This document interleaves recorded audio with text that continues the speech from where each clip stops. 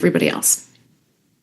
Another example of traditional or discriminative AI is speech to text. So I will rehearse my talks and I will ramble them into my phone, into a tool called otter.ai, and that outputs a label on top of it takes the WAV file, that's what it gets the audio, and it labels that into the words that audio corresponds to. So that again is another bit of thing labeling.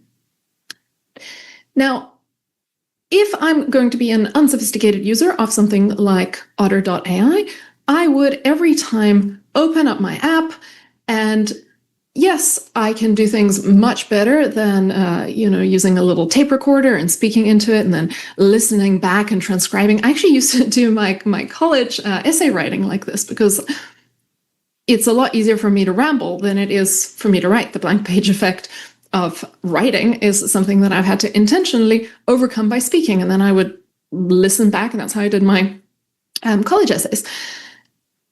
And then, hey, is there a tool that lets me do this better? Something like otter.ai? Sure does. But there's a way that can be even better than having to log in there myself, open up the thing, upload my audio file, get out that transcript, right? All that heavy lifting, all that moving around. So instead of tool use, we begin shifting the paradigm to straight up pure automation. Can it happen while I'm not in the room? Can I leave it, walk away, and get something back later, right? That's the dream, and that's how you're getting better return on your time. And so that's why you'll hear of tools like make.com, Zapier is another one, Gumloop, right? Like Nick, I'm not here to sell any particular tool to you. I'm just letting you know that these types of things exist. And so you will know what kind of questions to ask of AI, what kind of advice to seek to improve your own world business processes. So make.com will allow me to, this is a very, very simple automation, but you can create complex things out of simple components. So here what it does is now I have a whole workflow where I hit my record button on my phone. It goes to Dropbox, it automatically goes to Otter, it automatically gets transcribed, it automatically gets pulled down as a text file. That text file will automatically get sent into ChatGPT. A prompt will automatically get run on it, and that will automatically arrive back in my inbox. And I'm just putting together different programs using a tool for connecting them all, a tool like Make, Gumloop, etc. So you've also seen some of this in Nick's presentation, similar kind of idea. A lot of these are not very difficult to use. So you can point and click, but the best part is you're going to ask your AI system how to do it. That's going to be a theme that's going to come up a lot here, is use AI to learn how to do things better. Now, generative AI, let's take a quick look at that. Generative AI isn't about applying a label. It's not going in search of a single right answer. So if you think about the audio that I'm producing here, if we took this audio file, and I am actually recording it, so if this audio file will automatically go to Otter, it will automatically pull a transcript down for me, right? This will all happen as we speak, right? live demo. And there is only one right answer. So I've said the sentence, there is only one right answer. If you got back any other label than that text, that would be incorrect. So discriminative AI goes in search of a right answer, and there's a notion of a right answer. With generative AI, we're dealing with something else. Something a little weird, a little scary. It's endless right answers. That's a different paradigm. So we are generating one of many possible ways to solve a problem. And by the way, when you use a generative AI system like ChatGPT to target something that is maybe a lookup, like to look up the capital of a country where there is only one right answer, there is a component there that is about understanding the language that you put in, but there's also going to be another component that's not necessarily purely generative AI, right? So inside all these systems, you have very elaborate ways that different bits are being put together. And if you think it's all one thing, you'll get yourself confused and you'll also set your expectations poorly. So there are a lot of components in there that are not actually generative AI inside a generative AI system, right? Mix of all kinds of things. But let's look at something like ChatGPT. So here I have a very simple application. I'm saying here, I've never used AI. Give me 50 ideas for a first project to get started, right? You've realized that you would like some inspiration. Let's get some inspiration.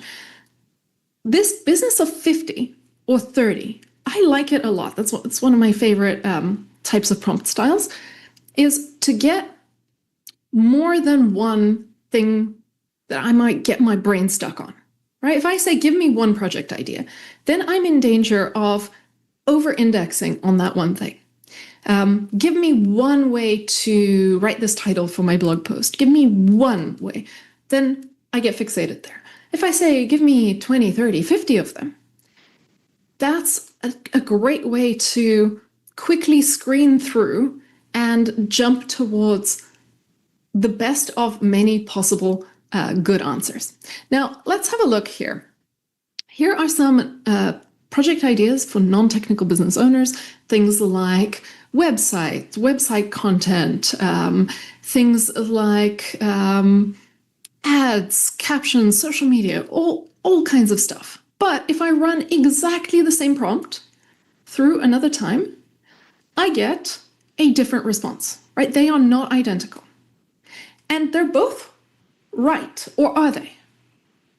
Now think about what does it actually mean for this to be right? Right for whom? There isn't just one way to do it. There are many different ways to do it, and right is very much in the eye of the beholder.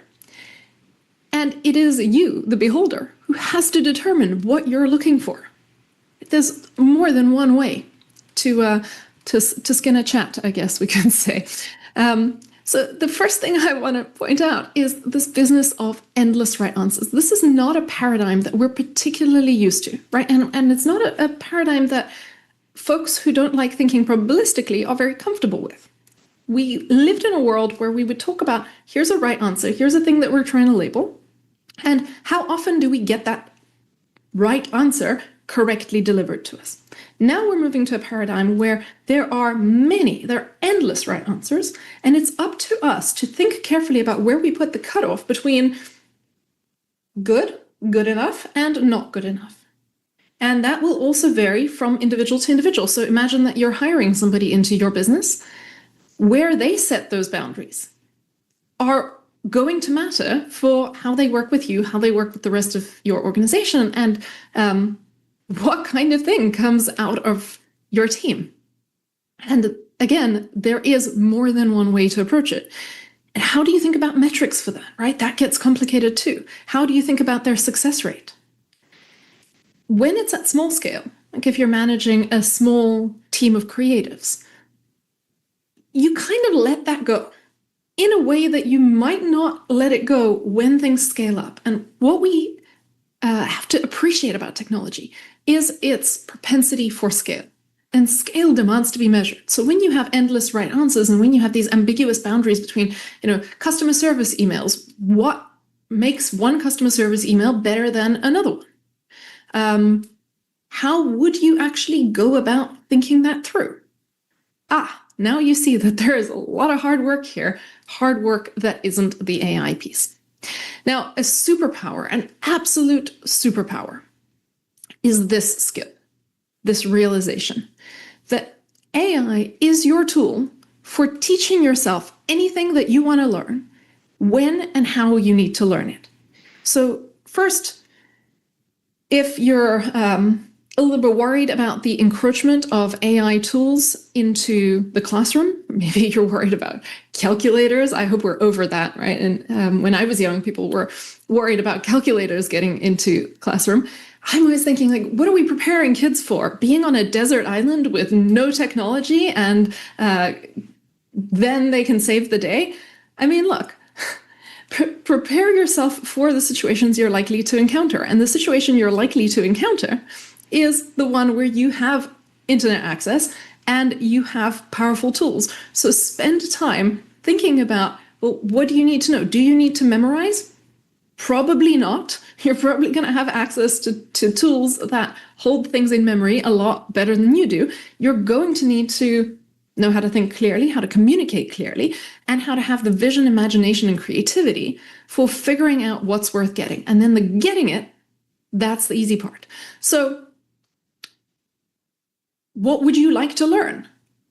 Learning it is simple. You can completely ignore my list of tools, Nick's list of tools, some bloggers' list of tools.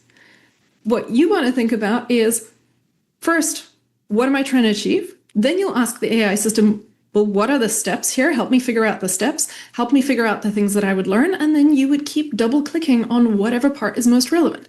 So let's say that I get it into my head that I would love to be able to do ChatGPT in parallel. And I'd love to be able to run prompts that come out of a concatenate function in spreadsheets, because I love spreadsheets. I've been a spreadsheet addict ever since I was about 8 years old or so, which shows you that I'm completely normal. And if I want to get this done in spreadsheets, well, how would I go about that? How I would go about that is I would exactly just write what I need. How do I use ChatGPT from inside a spreadsheet so that I can just drag a formula to repeat my prompt many times? Give me a short step-by-step answer with the easiest way to get it done, right? So what do I need for this? Just knowing where I'm going. And then I express it in plain language. And if nothing good comes out, I have a chance to express it in plain language right then and there a different way. And then you get the hang of it over time. There's nothing that you can pre-study that'll make you amazing at this, right? You just practice. That's prompt engineering is just practice with more and more ambition sprinkled in every now and then. So I run this prompt and I get an exact step-by-step set of instructions that I just follow exactly. Open Google Sheets, click extensions, do add-ons, get add-ons, right? Apparently there's this thing, GPT for Sheets, right? I love it. I plug it in. Then there are bits where I have to follow the steps to put in an API key, but it tells me exactly where to click and what to do as long as I'm asking the questions. I put some money in there. Here I've got, $72 in there, $72.89. And now I can go and run prompts. So let me show you an example. I'm going to ask, what is the capital of a bunch of countries? And then I've gotten it carefully, nicely laid out for me in easy, simple steps, because that's what I asked for, how to use it, and using it, getting started with it as simple as equals GPT, the prompt in A2, and what's the capital of Morocco? Come quickly, quickly, quickly. What is it? Who's got it? Who knows it? You don't know it? Do you know it? There we go, Rabat. And then what about the capital of Australia? It is not Sydney. It is not Melbourne. It is... Anyway, I'm going to run the whole bunch of them because now you can just drag the formula down to run all those prompts automatically and quickly. And there you get it. And it's Canberra for Australia. So whatever you need to learn, just use AI to learn it. And so you don't need to gorge yourself on, here's a list of tools that I have to be expert at right now. What you need to gorge yourself on is, here are projects that are worth doing because they would make my life better. And then what are the steps that I take? Well, let AI help you break down those steps and just be sensibility checking them all the while. Because again, first rule of AI is it makes mistakes. So it can tell you some nonsense. And so you have to keep your wits about you. But that's okay. A system, a model that makes mistakes can still be really useful to you if you use it wisely, if you use it smartly, right? And that again is the hard work, and that's your work. That's what you'll be learning as you practice. And again, think of this as nuanced translation. Nick was talking about how you might have messy documentation everywhere, you might have messy files lying around. That mess is something that could be translated into something neat. And that's another nuanced form of translation, right? Changing changing it from a bunch of scattered file names into a nice consistent form that's good for you for right now. And doing a lot of pre-cleaning up isn't as necessary as it used to be, because cleaning things up in hindsight is now a lot easier. That said, don't create total messes all the time, right? Documentation is still good. There's still a lot to be said for keeping your garden of professional stuff neatly manicured. But AI makes this all easier. It's just one more notion of nuanced translation. You could think about, if you're an engineer, I know there's some engineers here on the chat, remember how much you hated doing documentation, right? And you would only do it because, well, otherwise you 6 months later is going to hate you from 6 months now that didn't say what's actually happening in your code.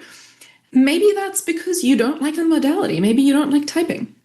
Well, how about some nuanced translation of rambling whatever it is that your code does out loud, and then requesting that that be turned into nice documentation that you can just copy paste. A lot of time is saved, and it'll fit the way that your brain wants to do things a little better. Okay, another kind of translation is, who here loves boredom as much as I love boredom? I have an absolute allergy to boredom. And so I was really delighted when Google, my old employer, I love them to bits, they came out with several hundred AI use cases, right? Laundry list of AI use cases in the last couple of months. And so, of course, I bet some of you would have gone and like saved it. You know, I see you, the 2 or 3 who are like, I'll save this for later reading, and that'll be something that'll be a good use of my time, and then you never get to it. So why don't we think about this nuanced way of translating and apply it nicely? So take this collection of stuff, right? I just selected all on that laundry list of use cases, just pasted it right into Claude here. And then I said, here's several hundred AI use cases. What fraction of these use cases are internal facing improvements to productivity and processes versus external AI as a product? And if they're in between categories, mention these as well, right? Because that's what I want. That's what I was looking for. And I could ask follow-up questions. I could ask for any kind of nuanced translation on this thing that doesn't involve loading it up into my poor head and holding all that boring, which of course isn't boring to all the people who are, doing in the thick of making the use cases, right?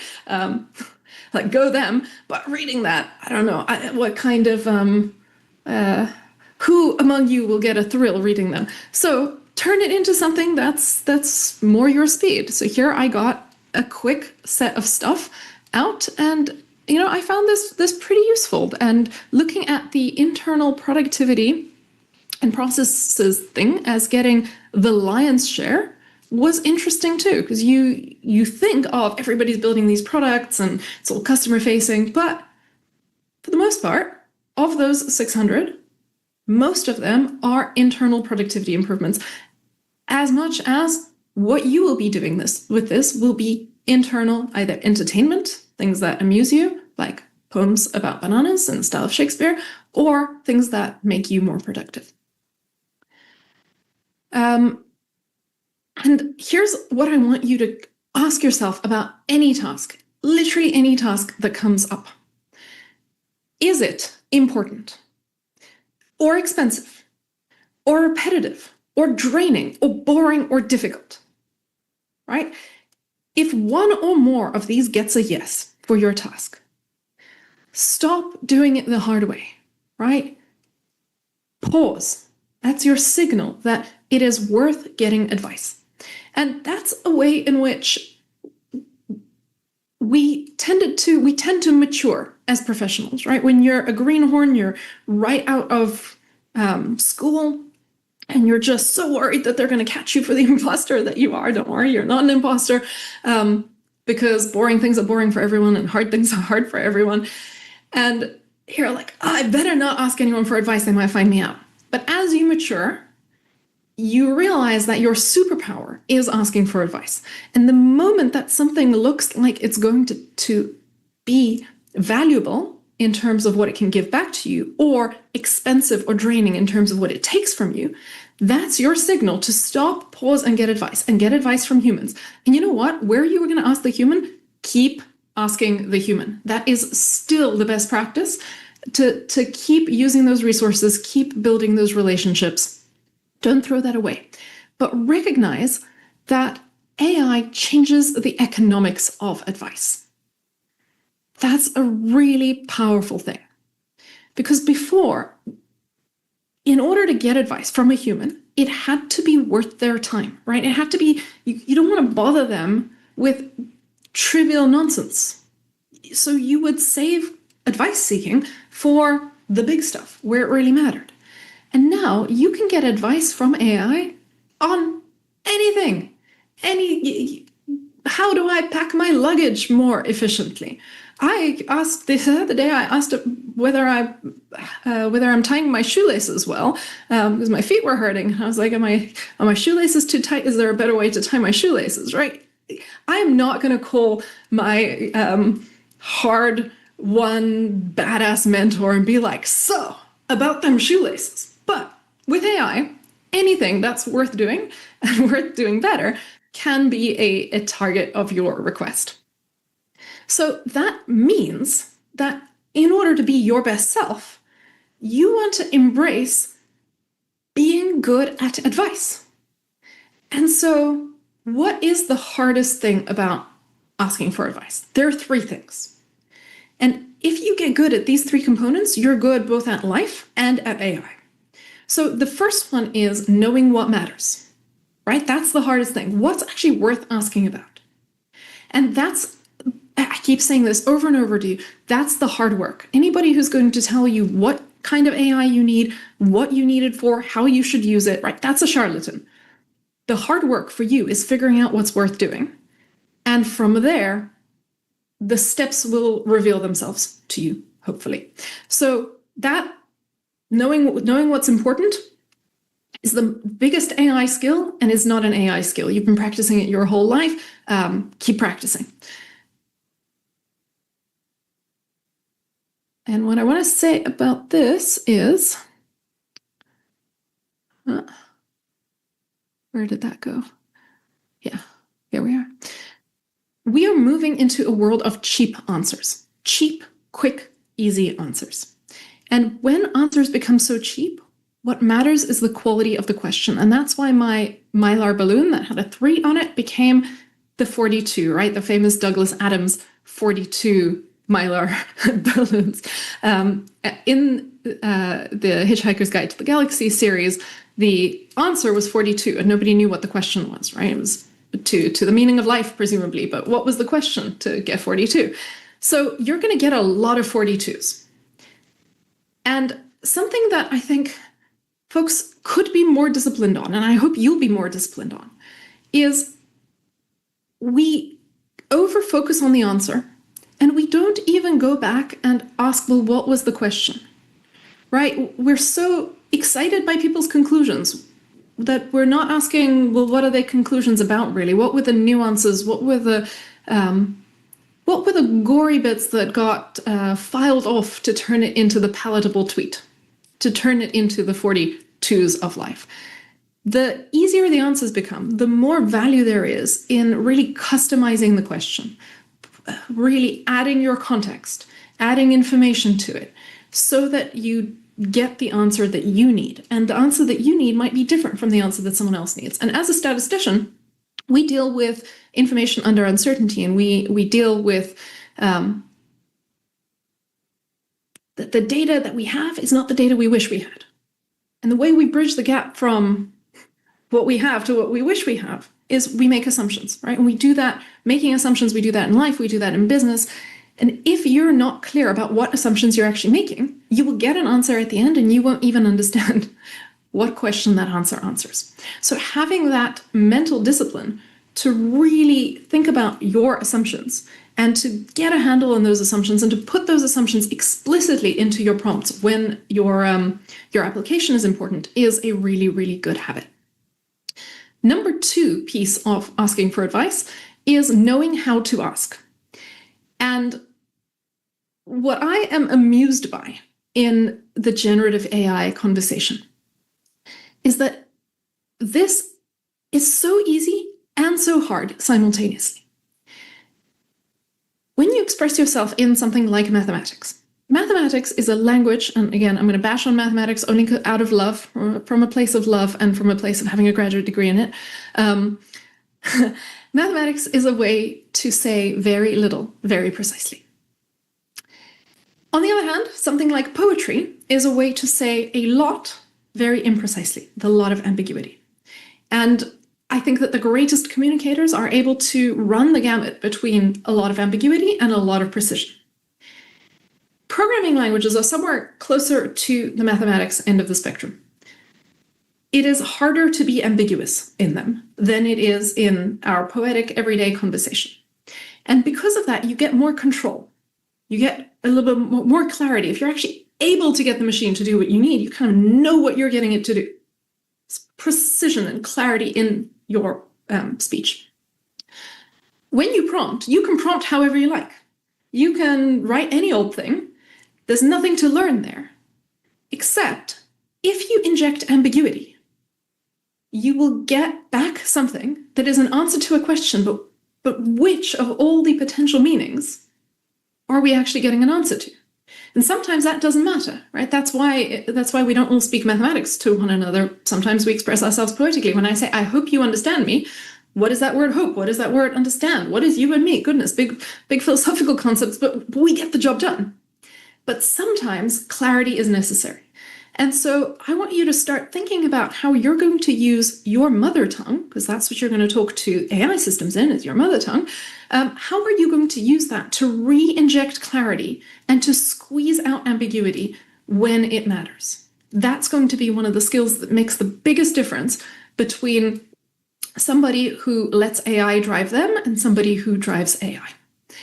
And then if you're wondering how I got these Mylar balloons, this is in a tool called Midjourney. So this is an image generation tool. ChatGPT will also generate images for you more slowly and I think a little bit less aesthetically pleasing. I use both for illustrating my slide decks. But it is by knowing first what you want and then expressing that carefully. Gold Mylar balloons in the shape of a 4 and a 2 in the style of product photography with plain white background, white on white, right? How do I know to do that? Because I've been tinkering with Midjourney since it came out. The best time to start with a tool is when the tool comes out, and the second best time is right now.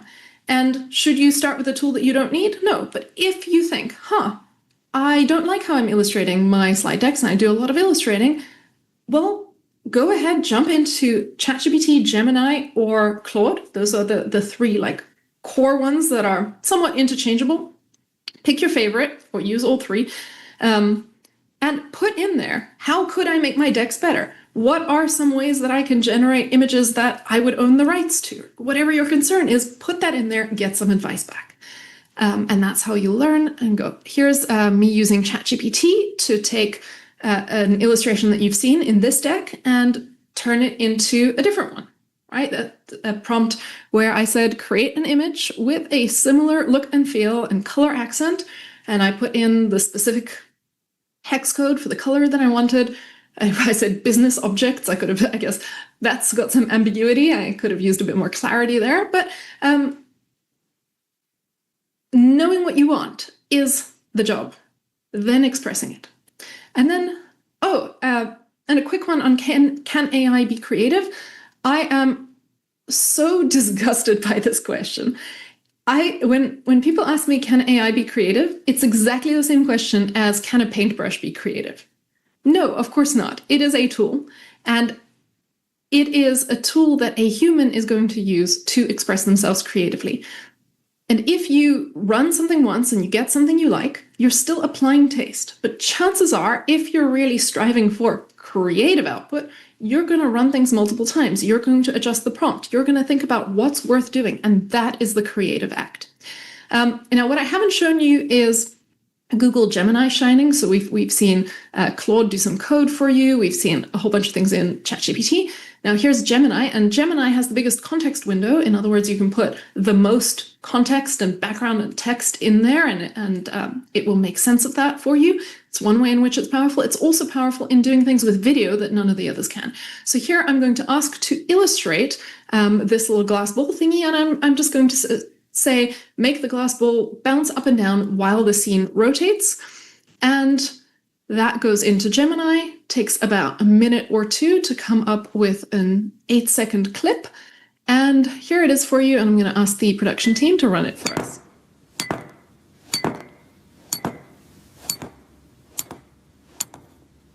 So easy peasy. What does this take? Having a pro account. It's actually not an account that I'm paying for. It's a pro account that comes from having a workspace. My company workspace uses Google.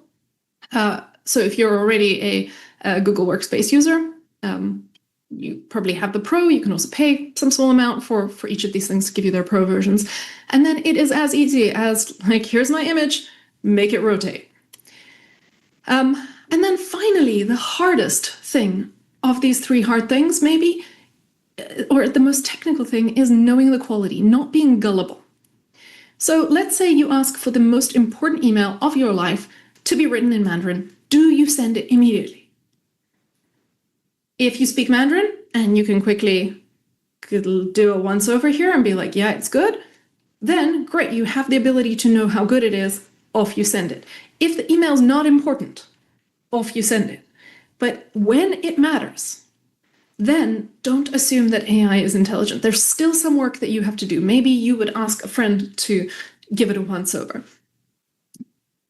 Thinking about trust and whom to trust and what to trust and how to trust is going to be the grand challenge of the AI era. So don't just trust something because it's called artificial and intelligent, like, it's an entity that's perfect, off we go.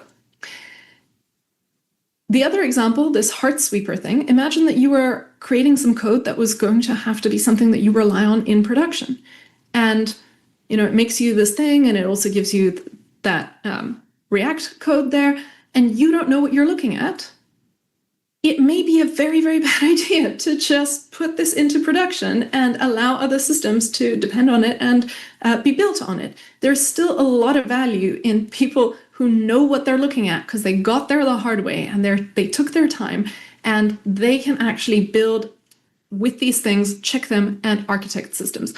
I don't think we're going to have a lot of engineers who don't use AI for code assistance because, again, documentation is pretty boring, and maybe writing out the thing once you've thought of it is longer than just checking that the right thing was delivered. So I think we're going to have a lot of these tools being standard practice for engineers, but we're also going to have engineers who've spent the time knowing what they're looking at. That's still really, really valuable.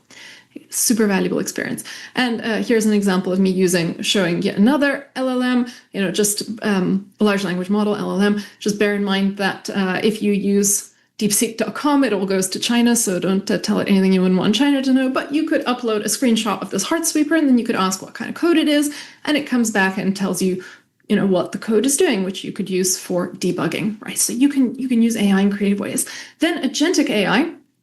Agentic AI is knowing plus acting turning into planning. So agentic AI is when you connect tools and you allow those large language models to power the planning steps of how to execute on a task that you ask for, you can get some pretty cool results. So this is the Edinburgh Fringe. This has sent me this big, thick book of thousands of performing arts events. That's way too many performing arts events for me to actually figure out where I'm going to be and when I'm going to be there within a week. And so I could use a little help here. Going on their website, the times that plays are on are all over the place.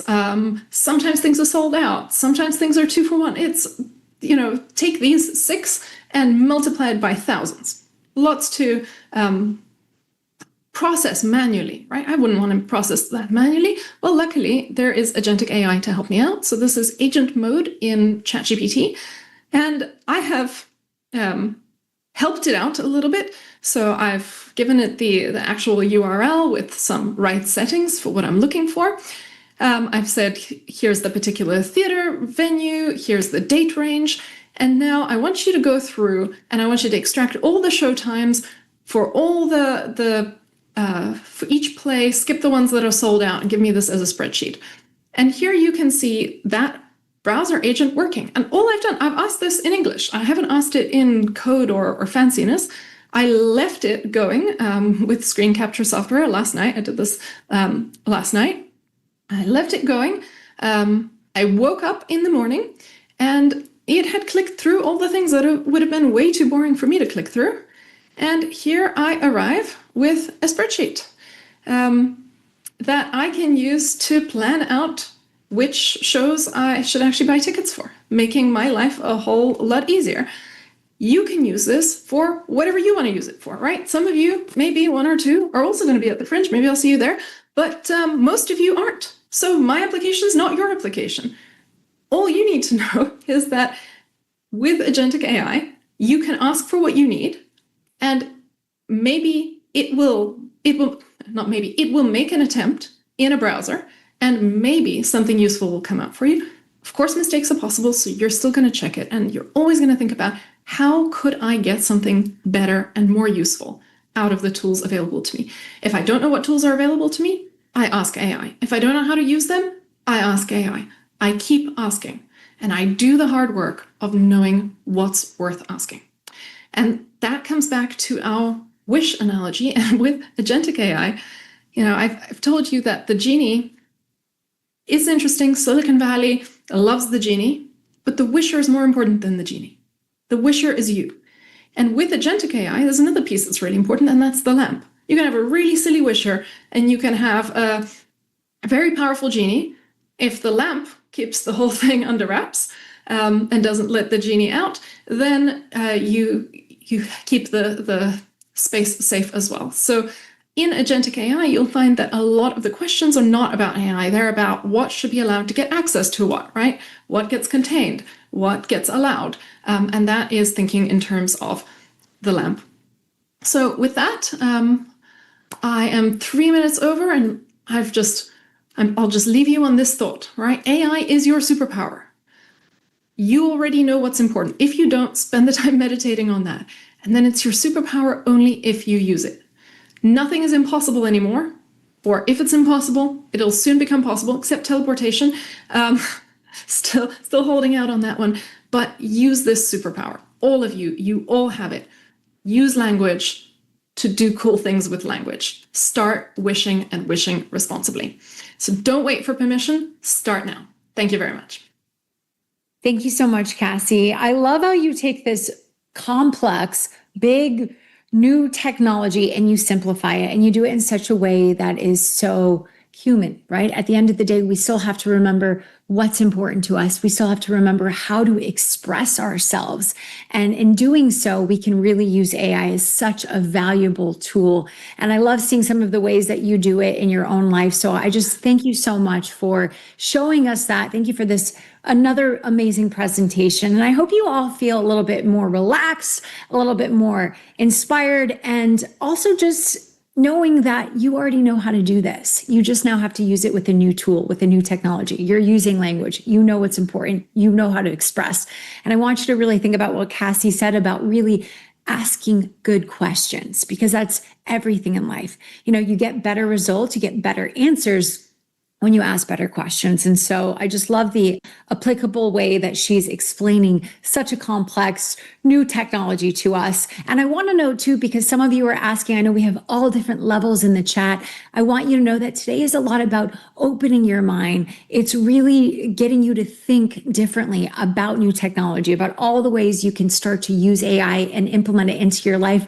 And tomorrow and on Sunday, we're going to go deeper into the application and how to build using AI, how to really get this into your workforce, into your life, into your creativity, into all the ways to get back that time, as Nick said. So for our last speaker today, we are going to welcome back Vishen to tie this all in. Thank you guys so much for being with us. Stick with us. This is going to be another incredible talk. So please, everybody, welcome back Vishen.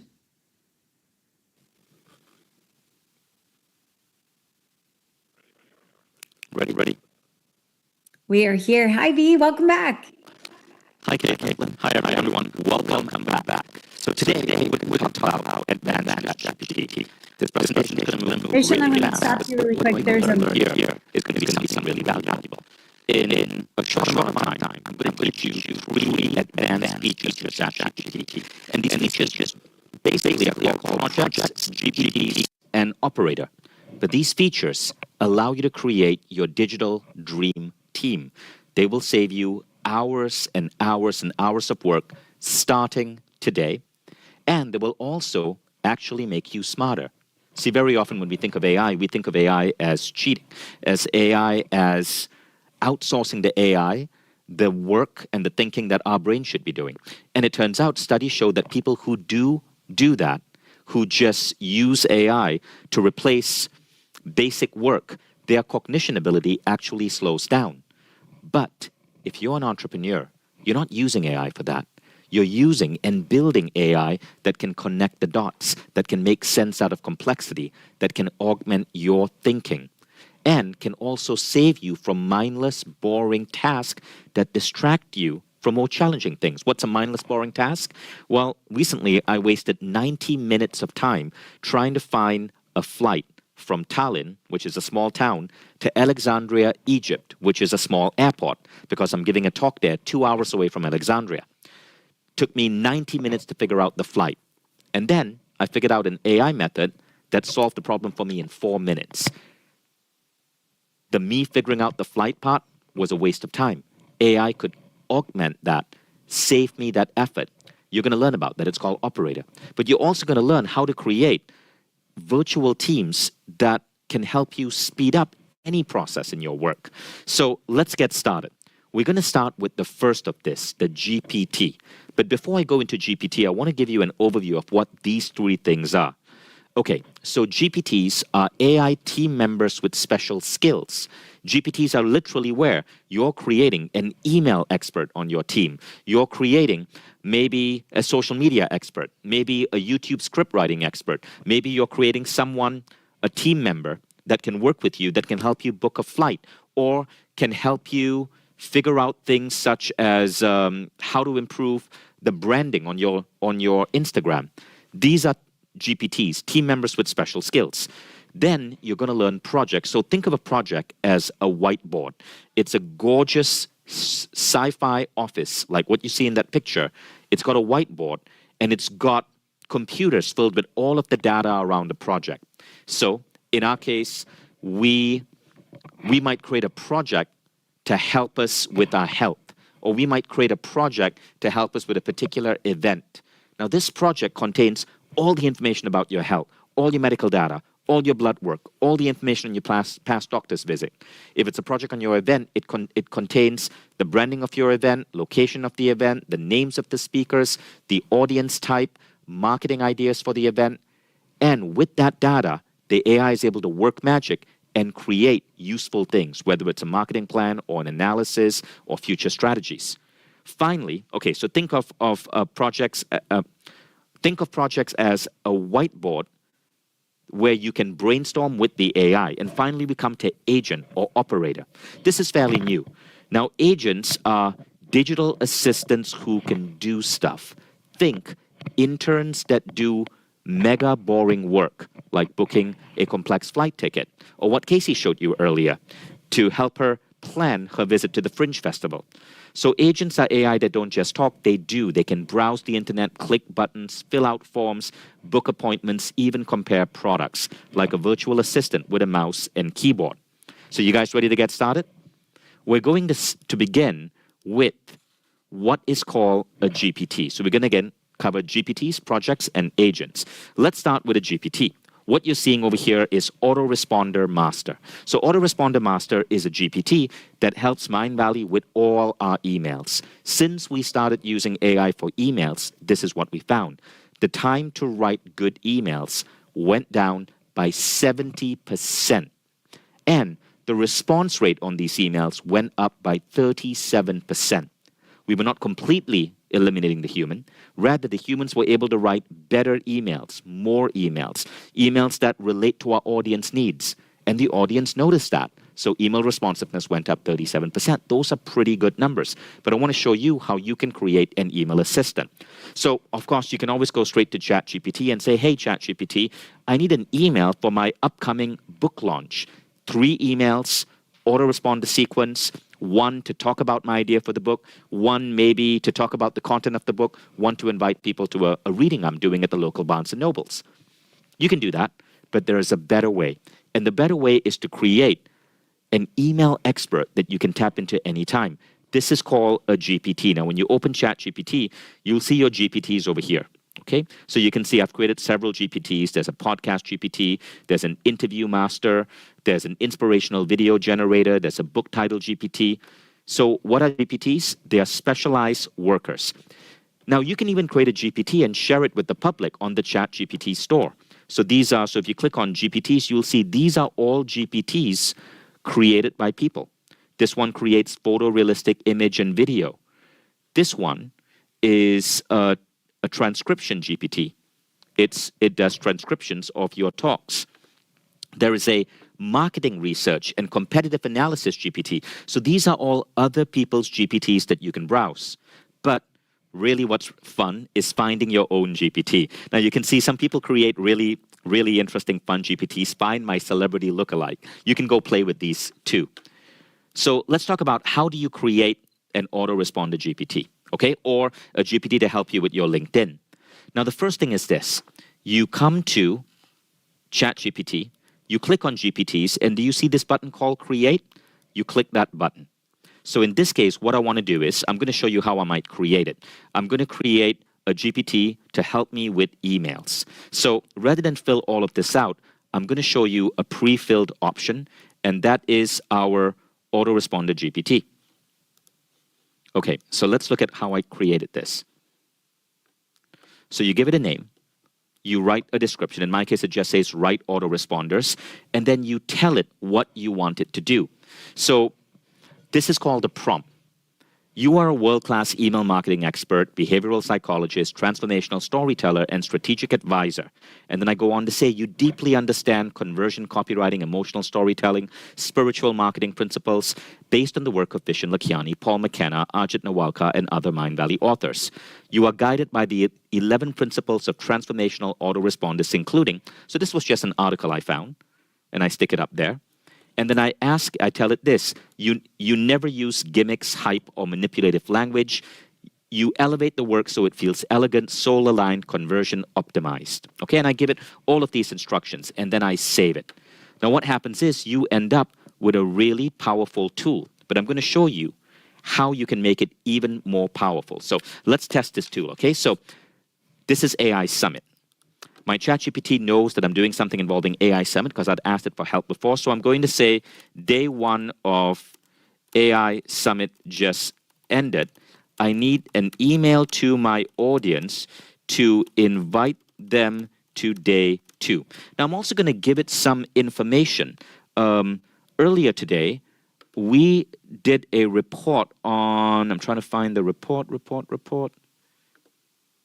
Yes, earlier today, we did a report on your questions on AI Summit. So we asked you guys what you guys wanted to learn and everything.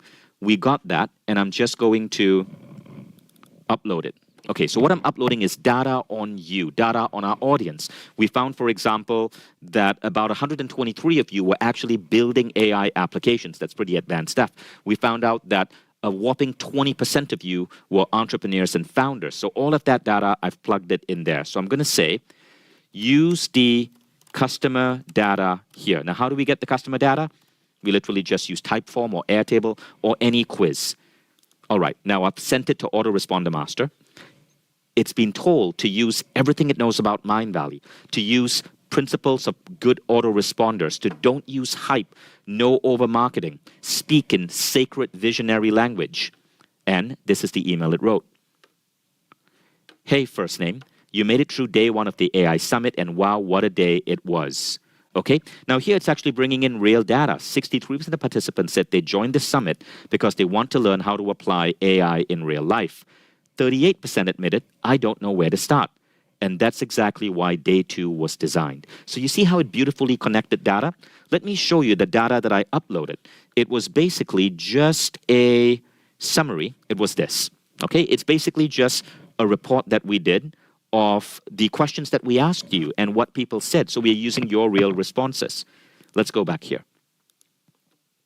So now you can see we created the day 2 email. This is actually pretty good. I've been in email copywriting for 20 years. And I can tell you, this email is a good email. And look how fast we created it. But there's something else. It wasn't that simple to create this GPT. You see, 85% of any AI problem, any AI you're trying to build, 85% of the project is assembling data. It's making sure the AI gets good data. Now, we had some data here. We uploaded our audience demographics. But what if in this GPT, we could give it a rule book on emails? Now, you can't just go and steal a public domain book and feed it here. That wouldn't be ethical unless you explicitly got the author's name. So what we did is we got ChatGPT to write us a book on email using deep research. This is the book, the official Mindvalley Autoresponder Guide. You can see this book is 79 pages. It's a long form, or rather a long form Google Doc. And we got ChatGPT to write an official book on email, like a user guide on email for Mindvalley, based on everything it knows about Mindvalley, all the principles of high converting emails. And then we download this book as a text file. So you can see, I mean, you can read it if you want, but it's not for humans. No one in my team actually reads this. We download it as a text file and we upload it in the GPT. So let's go back to the GPT. You will see in the GPT, we've actually uploaded this, the 14-day high-converting Mindvalley email sequence. And we've also uploaded another document, which is the official Mindvalley branding book, which is how we speak, how we brand. So this is how you create a virtual employee. You can create virtual employees to be LinkedIn experts, to be anything else. So I know this is getting a bit advanced, but stay with me, okay? How do you actually get it to create the guide? Well, that's what I'm doing right now. You're using a tool called Deep Research. I'm telling ChatGPT, I need a deep research prompt to create the ultimate guide to LinkedIn. So Deep Research, it takes a little bit more credits. It takes about 15 minutes, but ChatGPT goes and researches everything it can find. And it can write a book, it can write a report, it can do advanced analysis. You can ask it to do deep research on political claims. If you hear a politician say something and it sounds a little bit off, don't believe them. Research it yourself using deep research. Okay, now what happens is ChatGPT will create a rough prompt. So you can see, you don't have to be a prompt master. ChatGPT will write the deep research prompt for you. That's how long the prompt is. And then you can tell it, run this prompt. Now it runs the prompt and it asks us for a couple of questions. What's your primary audience, tone, depth, and length? I answer that. And now it's doing the deep research. It's reading an article on email marketing from Forbes.com. In about 5 minutes, I will have a long-form article on LinkedIn. And I can use that long-form article to create a LinkedIn expert for myself. Okay, so this is what we mean by assembling data. You don't even need to write or assemble the research. ChatGPT will do it for you. Now, in this case, I'm doing something else. I'm using Manus. Manus is really good. It's Chinese AI. And I know Casey said, warned about trusting Chinese AI. Listen, I come from Asia. I don't trust the Chinese government any less than I trust Trump's government. So I'm perfectly comfortable with using Manus. I think Americans tend to fear China irrationally. I think what China is doing in the world is extremely great. If you happen to be for China, deep appreciation for you and all the good work your country is doing in Africa. Okay, now, here is Manus AI's assessment of my LinkedIn. And by the way, if you really don't want to upload it to Manus, what the Chinese company did that is so good is they made it open source, which is incredible. You can download it, run Manus on your own server, and then Manus is, none of your data is going anywhere. Okay, so Manus has created a report of my LinkedIn. You can see it's a pretty detailed report. It's telling me what are the articles that work, what doesn't work. I can now download this. So this becomes my second file. So in just a matter of minutes, I created a LinkedIn guide. Then I created a LinkedIn report on my LinkedIn. I can now put both of these together into a GPT to create a LinkedIn master. You guys want to see how that works? All right, we're going to have to come back to that in a moment because ChatGPT is just now finishing writing the LinkedIn guide. We're going to take the guide, which we spent literally 5 minutes on because it's written by Deep Research. We're going to combine it with Vision's personal LinkedIn report and create an employee, or rather a GPT, that is so good at LinkedIn. Going forward, it's going to help me optimize my LinkedIn, and you can do the same. Now, while doing that, let's look at projects. So we spoke about GPTs. Let's go on to the second idea, which is projects. This is what projects look like on ChatGPT. Do you see this little button over here? It looks like a file folder. Okay, so here's an example of a project. I'm creating a health manager for a family member who is sick. Okay, so I'm not scrolling all the way to the top because I want to protect this person's privacy. But what I did in this project is you click on New Project, you give it a name, and then in this case, what I'm doing, I call it PM Health. That's my friend's name. Let's just call her Sally.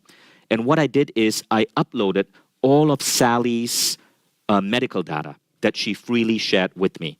Her abdomen scan, urine and blood tests, CT results, uploaded all of it over here. And I asked this GPT to create a report for Sally that goes beyond all of this black and white, boring medical data to give Sally an inspirational guide that she can use to reclaim her health. And this is what it did. Based on all the medical data, it created a guide on what she needs to focus on eating, the supplements that her body most likely needs to take, movement, and then additional helpful tests. We only had 3 pieces of documentation. So it suggested that she does these additional tests, in-body, pelvic ultrasound, lipid panel, and then feed that into ChatGPT so it can make the recommendations. It can take the recommendations to the next step. Now, what's really, really, really good about this is it's interactive. Sally can work with it. So I could say, for example, what is the optimal, so it knows Sally's gender, age, this is a woman in her 50s. What is the optimal exercise for Sally if she can only work out for 45 minutes a week because she has a job and 2 kids? Okay, let's see what it says. So what did you do here? You literally created a project, a special project to help any of your sick relatives recover their health. And of course, you can do this for yourself as well. So in this project, because ChatGPT is so brilliantly smart, it can design Sally's workout. It can design Sally's, see, this is a workout schedule. It can suggest the right exercises, yoga flow and core activation. It can suggest what Sally needs to eat. Now, of course, if you can afford a coach, if you have a gym membership, use that. If you have access to world-class medical care, use that. But not everyone does anymore. And that's where this becomes incredibly useful because the cost isn't higher than just a regular ChatGPT account. Now, if you can do a project for your health, you can also do a project to plan an event. You can do a project to upload all the data from all your social media and then help come up with a social media strategy. See how powerful that is? But we're not done yet. Let's now go on to the final one, Operator. So I told you about that annoying flight I had to book. I decided to just use ChatGPT Operator. Now, by the way, they are changing this name to, I believe it's now going to be called ChatGPT Agent. Okay, so this is what I said. Need to book a flight to get from Tallinn to Alexandria, Egypt on July 31st and then depart August 2nd.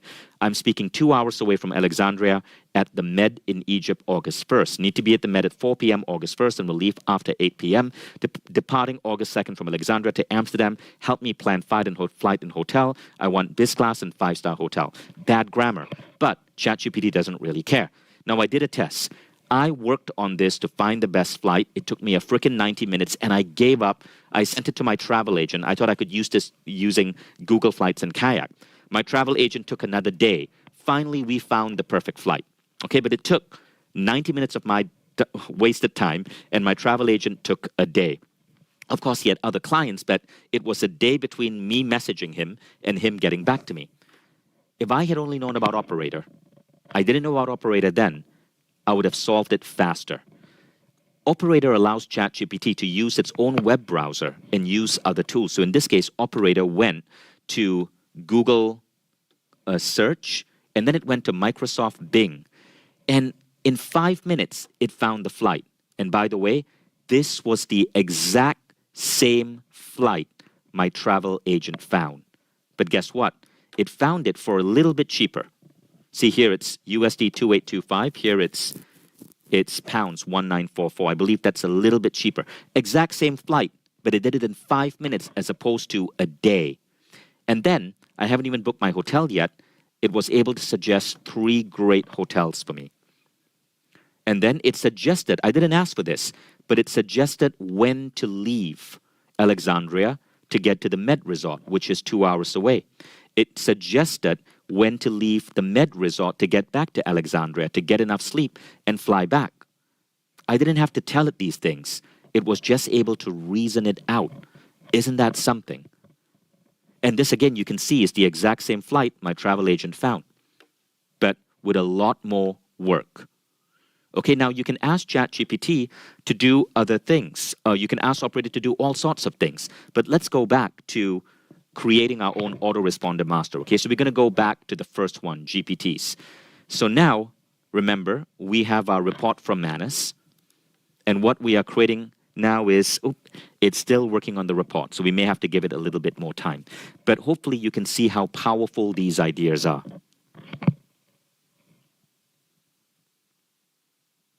While waiting for questions, I want to show you, and while waiting for this report to be created, I want you to know if this sounds complex, start in one thing. Start maybe with Operator first. That's the easiest. Or you could start with, so I went from most powerful to least powerful. Operator is the easiest, also the least powerful.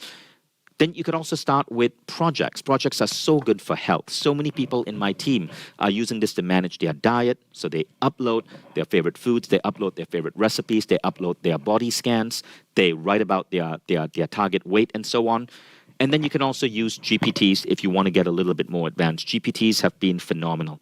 I want to show you the result of a GPT, okay? So after you create autoresponder GPT, how do you actually use it? So let me show you something cool.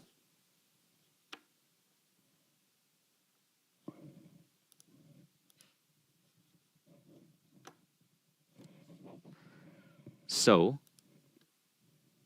give me a second. I want to find this. Okay, I showed you how to create an email. But ChatGPT is so advanced, it don't just stop at an email. You can use it to create your entire email ecosystem and marketing strategy. I want to give you an idea of how that works. Let me pull up a past chat I did.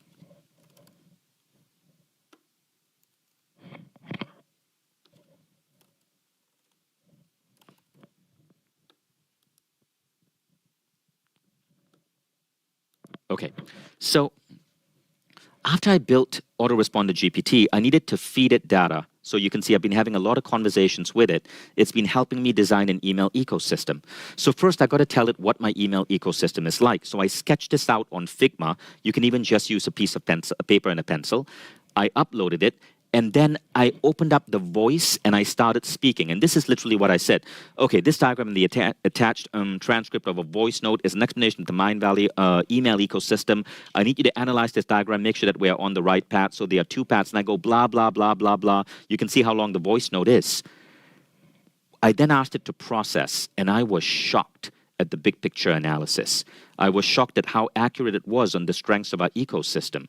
And then I was shocked at how it identified the blind spots. So now, after 2 years, we are re-innovating our entire Mindvalley email ecosystem because of this GPT. It's smarter and better at email than anyone on my team, even though I've been a professional email marketing and autoresponder designer. I had to learn that skill as I built up my business. And it came up with some really powerful ideas. For example, this idea, it suggested that in terms of the Mindvalley audience, there are 5 different archetypes, and that every email needs to be customized to an archetype. We weren't doing that, but now we are. And that customization takes a minute. We have only write 1 email, and in fact, ChatGPT helps us write it. And then we ask it to customize it from, say, the achiever archetype to, say, the healer archetype or the skeptic archetype. So every email connects directly to you. We then asked it to even come up with a quiz, create a quiz so that our customers can identify which of the 5 archetypes they fall in. And we were pretty shocked. It came up with the quiz, and the quiz is really, really fun to do and fairly accurate. This is the part where it failed. I said, create an image to show our email ecosystem. Here it went bonkers. I think it got drunk. This email makes absolutely no sense. But a lot of the other stuff was pretty useful. Okay, it's still completing the research. So while doing that, let me show you some other really cool stuff when it comes to AI. Let's talk about future applications. What I want to stress to you is, as we're talking about AI, we're actually going into some really powerful tools. AI literally can change the world. And I want to show you some examples. How? Because what people don't realize that AI is doubling in power every 3.3 months. And so we tend to get locked in time. Let me give you an example.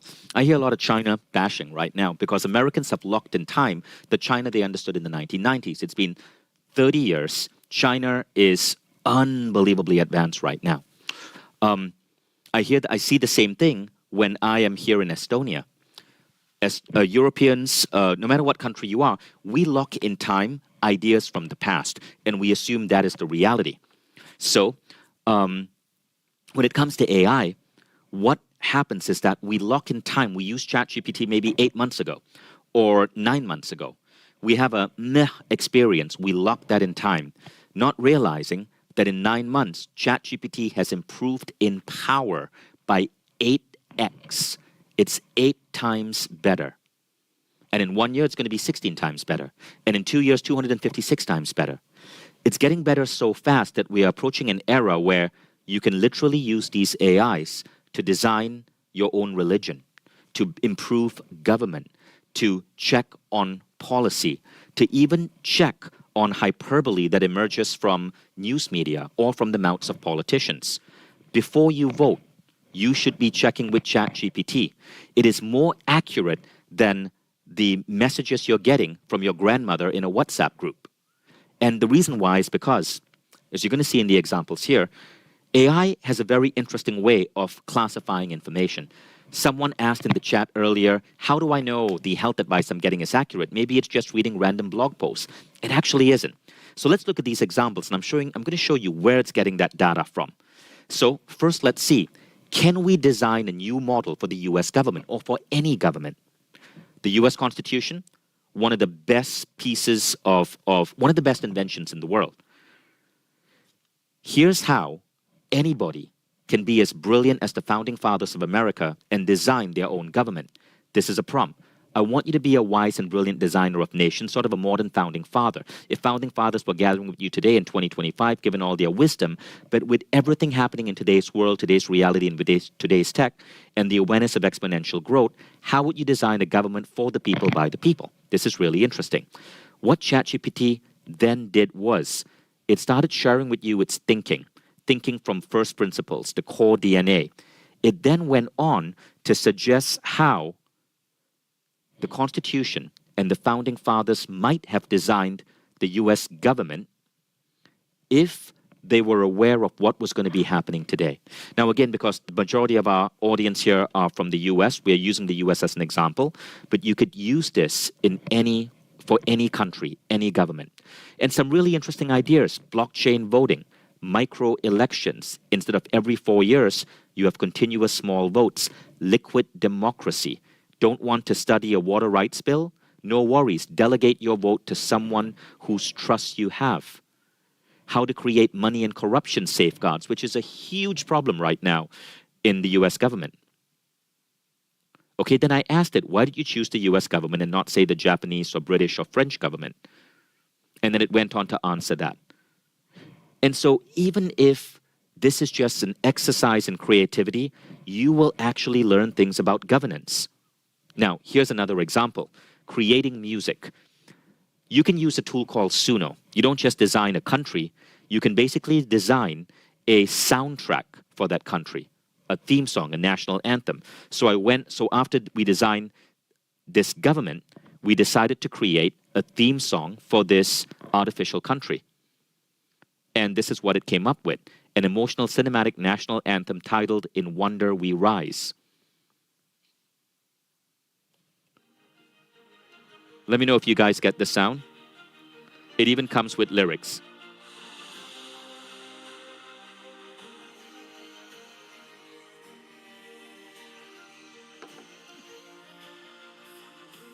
Of earth and fire Sky, we rise as one, we rise. That's a pretty good national anthem. Okay, but let's not stop there. Let's look at designing a new religion for humanity. Now, again, some of you may be thinking it's making up stuff. Let me tell you this. It's not making up stuff. It's actually basing this on 4 different things. Let me tell you what's going on. First thing is it's looking at history. What causes governments to rise? What causes governments to fail? What are flaws in previous governments? What caused empires to collapse? History. It's then looking at futurology. It's looking at the writings of futurists from Gene Roddenberry, who imagined future government in Star Trek, to Isaac Asimov, to Peter Diamandis, to modern thinkers who are talking about where humanity can go to be a truly vibrant, healthy, compassion-based species.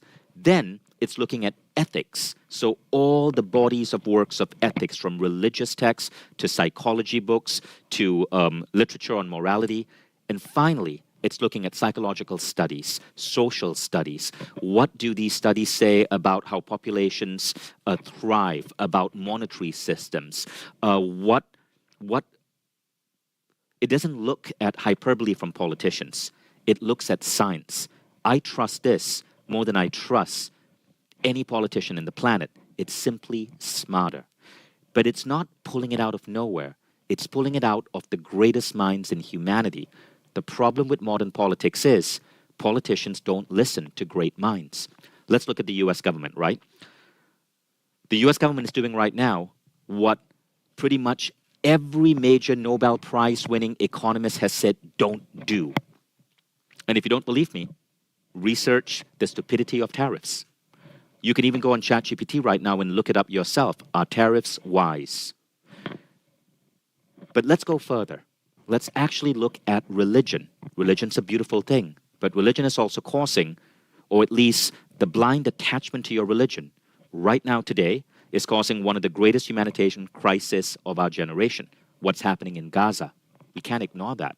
Can we design better safeguards against religion so religion doesn't turn people into killers? So let's see if we can design a new religion for humanity. So let's look at this. I want you to act as a powerful spiritual leader and philosopher. Keeping humanity's best interests in mind, I want you to design a new religion for the world. And what ChatGPT came up with is a religion called Luminara. Now, ChatGPT seems to love this word, luminosity or Luminara. It tends to use that a lot. Different people I know who are playing with it in similar ways, slightly different output, but still lumin as an idea, because lumin means light. So here what it did is it started creating the core tenets of this religion. The self is a work of art. Joy is worship. And then it came up with rituals and practices. Some of these are really interesting. The Council of Children. Every day a day when adults must be judged and advised by children, 8 to 12, on the state of the world. A reminder, wisdom is not just from the old. Never worship a text, a temple, a teacher. Worship truth. No priests, only mentors. And again, where is it getting this from? History, what causes religions to rise and fall, futurism, ethics studies, and modern psychology. Now, so here I had it design a logo for the religion. Now, what I also asked it to do was to explain, how do you decide what information is accurate? And what ChatGPT and many other large language models do is they have a scoring system. So something published in scientific literature is more accurate than something that's written in a random person's blog. Here I asked it to design a temple for Luminara. And then I asked it, what would you borrow and merge into Luminara from all of the Earth's religions? And here it was really beautiful and moving. It talked about the best elements it wanted to bring in from Buddhism, Christianity, Islam, Hinduism, Judaism.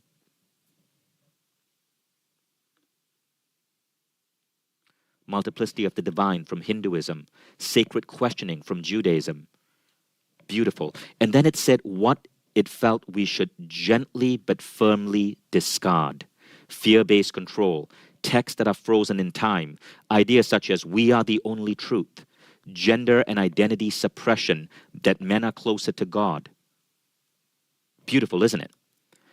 The beauty is, this isn't me designing it. This is all of you. This, by the way, is the Temple of Luminara. This is done with Midjourney.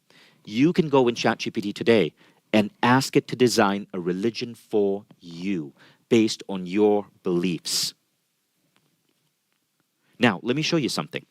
After we created politics and a religion, I decided to have two AIs talk to each other and debate as if they were in a council and they were debating the balance between church and state.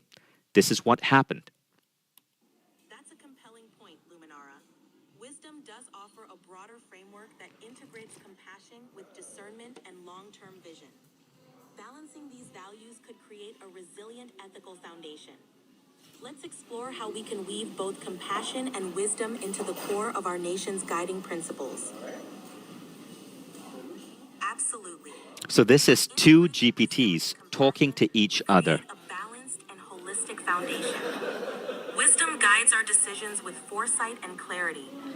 What they were basically talking about was, where does wisdom and compassion play a role in things like Congress and Senate? Why is it that governments sometimes operate like they are a business? Businesses are transactional.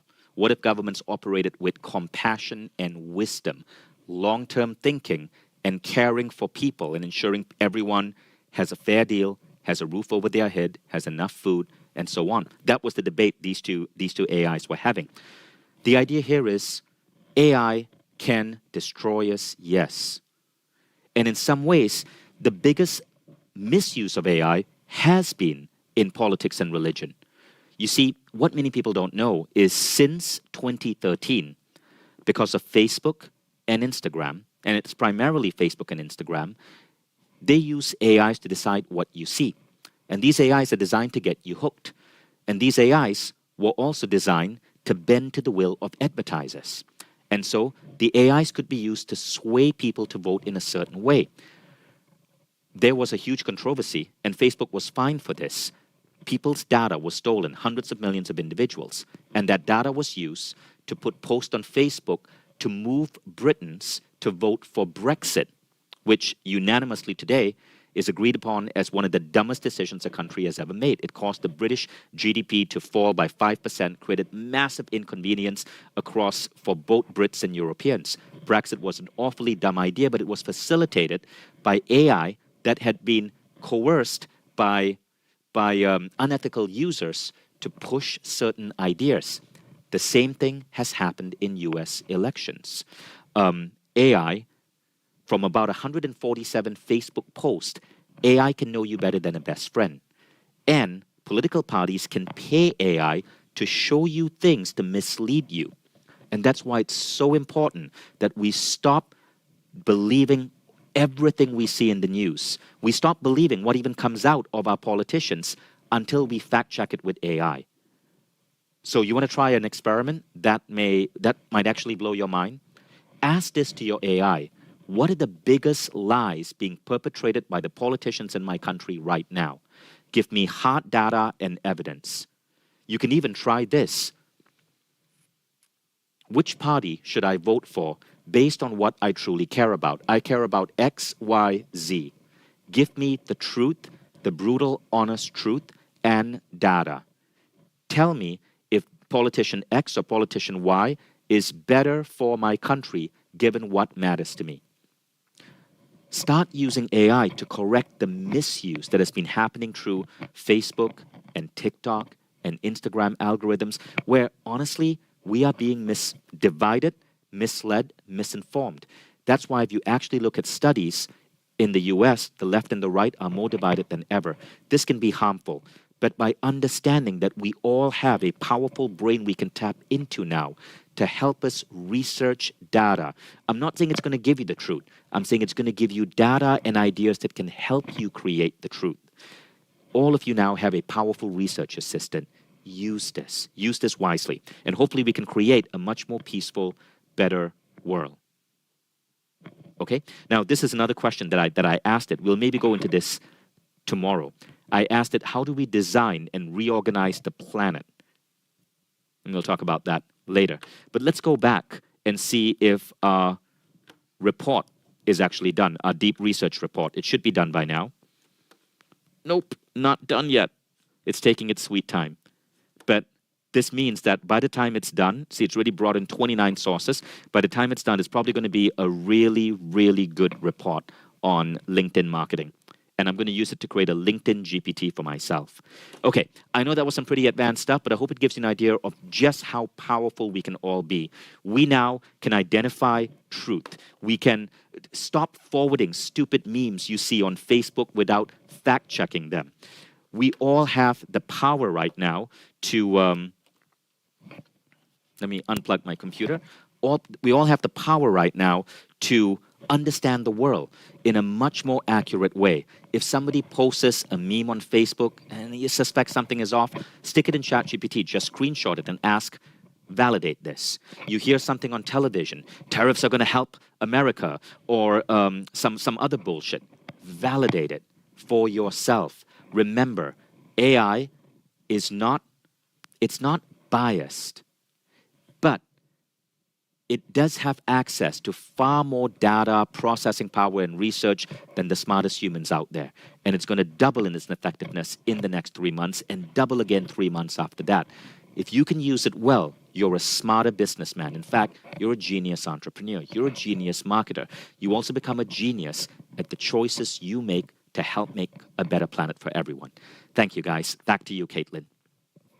Thank you so much, Vishen. I really appreciate you just opening everybody's eyes up to all the potential that's out there. I hope you guys enjoyed today's session. We had some incredible speakers, and I want you to know that today was really about this, about understanding what AI is, about how you can begin to use it. I know some of you have even said that you've tried it for the first time here live with all of us. So this is just to open your mind about how this can be part of your life. But I want you to know tomorrow and on Sunday, we're going to go even deeper. So if you felt like today was maybe a little bit more beginner for you, maybe you didn't, that's okay. There will be more knowledge. But if you're looking for more ways on how you can make this applicable to your life, to your business, if you're looking on how you can actually build, I know we saw a little bits from Cassie with creating images and a little bit from Vishen with how you can make music and obviously the way you can interact and speak to it. But there will be so much more. And we've curated some of the top speakers in the world to be here with you. So we will see you guys tomorrow at the same time for AI's Mind Valley Summit. Again, my name is Caitlin O'Toole. Thank you for your time, for your presence, for your energy, for your openness. And we will see you guys tomorrow. Have the best rest of your day. Bye, guys.